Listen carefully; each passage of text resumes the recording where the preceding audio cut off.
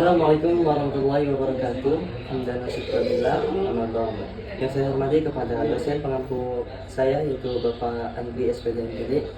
Di sini saya akan membacakan seputar proposal saya yang berjudul tentang peran kegiatan pengajian remaja dan kontribusinya dalam pembentukan akhlak generasi muda Majelis Ta'lim Nurul Falah.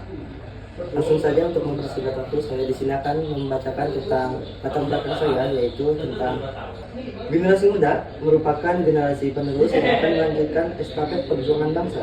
Oleh karena itu, masa depan atau maju mundurnya suatu bangsa berada di tangan generasi muda. Dengan kata lain, apabila generasi mudanya baik, maka suatu negara akan maju dan berkembang. Dan sebaliknya, jika generasi mudanya buruk, maka negara pun akan mundur bahkan hancur. Masa remaja adalah masa pemeliharaan dari kanak-kanak menjadi dewasa, di mana dunia mereka sedang dirundung oleh rasa ego yang sangat tinggi, yang amat membutuhkan arahan dan bimbingan. Remaja yang memiliki rasa ingin tahu tidak cukup hanya diberi siraman rohani yang isinya sejumlah doktrin agama yang harus ditelan mentah-mentah, melainkan doktrin-doktrin agama ini harus ditelan lebih dalam sehingga generasi muda benar-benar lebih mengetahui mengapa mereka harus memilih Islam sebagai agama hidupnya. Pada saat ini, banyak sekali remaja-remaja yang sikapnya keberagaman sangat memprihatinkan, terutama dalam masalah akhlak ataupun tingkah laku. Misalnya, banyak remaja yang melihat dalam tindakan kriminal seperti tawuran, terus narkoba, pakaian yang seksi, dan sikap kenakalan-kenakalan remaja lainnya. Berkaitan dengan hal tersebut, seorang harus memiliki ilmu tentang pendidikan agama Islam, khususnya tentang akhlak dan moral. Sehingga dengan pengetahuannya tersebut, seseorang dapat berakhlak dengan baik dan menyesuaikan moralitas yang tinggi, yang sesuai dengan norma-norma yang berlaku.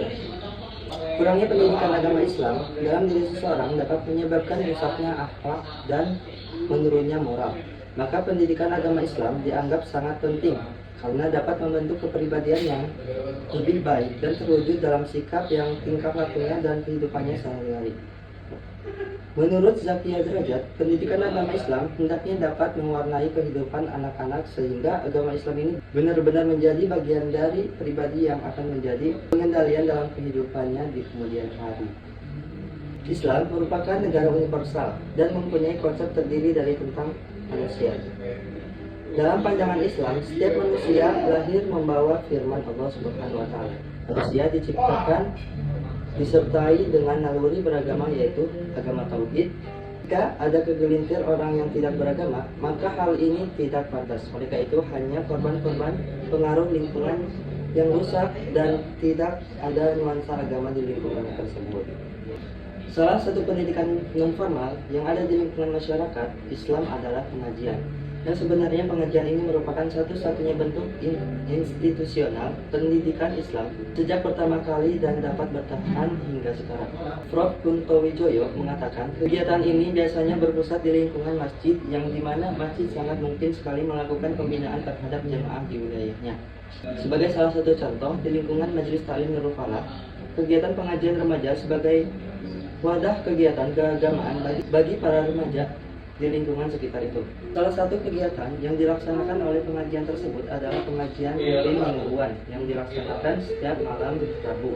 Kegiatan-kegiatan yang dilaksanakan dan diadakan oleh pengajian tersebut mendapat dukungan dari para tokoh masyarakat, dukungan untuk berupa bantuan moral maupun material, guna untuk keberlangsungan jalannya kegiatan pengajian tersebut.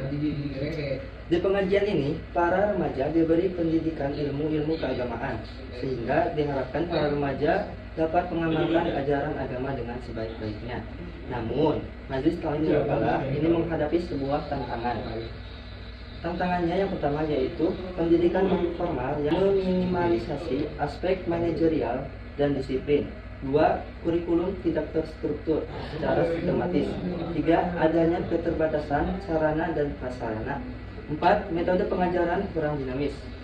Biasanya metode pengajaran di Majelis Ta'lim ini monoton, yang membuat bosan para anggota Majelis Ta'lim. Oleh karena itu, maka penulis mencoba untuk meneliti mengenal hal tersebut yang diberi judul Peran Kegiatan Pengajian Remaja dan Kontribusinya dalam Pembentukan Akhlak Generasi Muda Majelis Ta'lim Nurul Falah. Lanjut ke yang kedua yaitu rumusan masalah. Dari latar belakang penelitian yang telah dijelaskan sebelumnya, beberapa masalah dapat diidentifikasi sebagai berikut. Ada dua rumusan masalah. Yang pertama, bagaimana upaya Menristek Kepala dalam meningkatkan aspek manajerial, kurikulum, serta ketersediaan sarana dan prasarana guna untuk menunjang proses pembelajaran yang lebih efektif. Kedua, bagaimana strategi pengembangan metode pengajaran yang lebih dinamis dan variatif untuk mengurangi kejenihan serta meningkatkan partisipasi anggota menjadi kelas.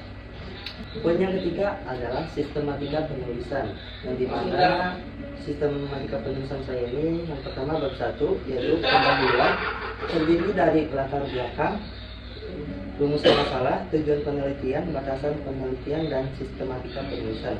Bab 2 landasan teori, terdiri dari deskripsi teoritis terkait perbandingan hasil penelitian yang relevan, kerangka berpikir, dan SWOT. Bab ketiga metode penelitian, terdiri dari diagram alir penelitian, metode penelitian, dan tempat waktu penelitian. Mungkin itu saja bahasan dari saya, kurang lebihnya mohon dimaafkan. Wabillahi taufiq wal hidayah. Wassalamualaikum warahmatullahi wabarakatuh.